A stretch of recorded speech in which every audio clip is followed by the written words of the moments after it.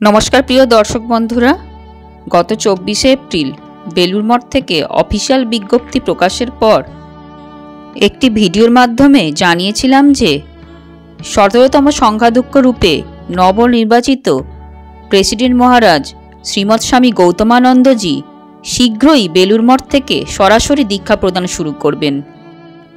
বেলুড় মঠ থেকে যারা সরাসরি দীক্ষা নিতে চান তাদের জন্য এই ভিডিওতে রয়েছে একটি খুব ভালো খবর।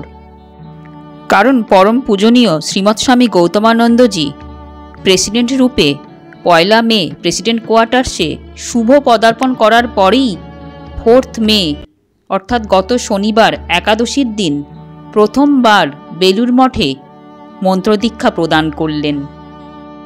বেলুড় মঠ থেকে সরাসরি দীক্ষা নিতে চাইলে কিভাবে নাম নথিভুক্ত করবেন তারই সম্পূর্ণ বিস্তারিত তথ্য নিয়ে আজকের এই উপস্থাপনা।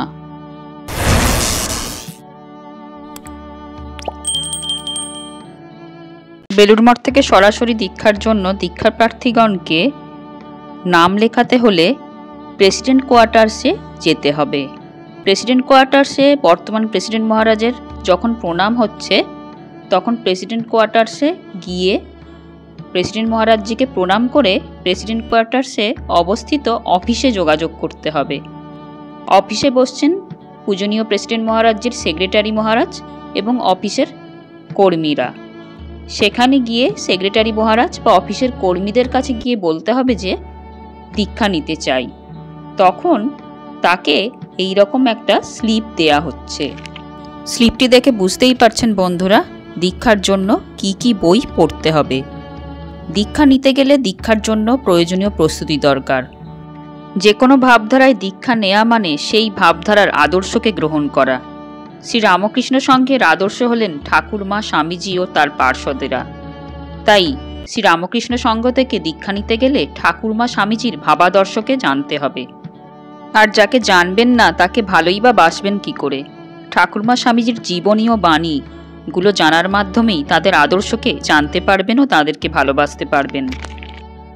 স্লিপটিতে লেখা বইগুলো যদি দীক্ষাপ্রার্থীর পড়া হয়ে থাকে তাহলে তখনই তার নাম ও মোবাইল নাম্বার অফিস থেকে লিখে নেওয়া হচ্ছে। দীক্ষাপ্রার্থীকে পরে অফিস থেকেই কন্ট্যাক্ট করে নেওয়া হবে যখন দীক্ষার ডেট স্থির করা হবে এবং ওই নির্দিষ্ট দিনে দীক্ষার জন্য যা যা কিছু করণীয় তা ওনারা বলে দেবেন। এর মধ্যে হয়তো ফর্ম ফিল আপও আছে। যেসব দীক্ষাপ্রার্থীর এই বইগুলো পড়া হয়নি তাদেরকে বই পড়ার পরই অফিসে আবার কন্ট্যাক্ট করতে বলা হচ্ছে নাম নথিভুক্তকরণের জন্য। তাই বইগুলো পড়েই অফিসে গিয়ে কন্ট্যাক্ট করা ভালো।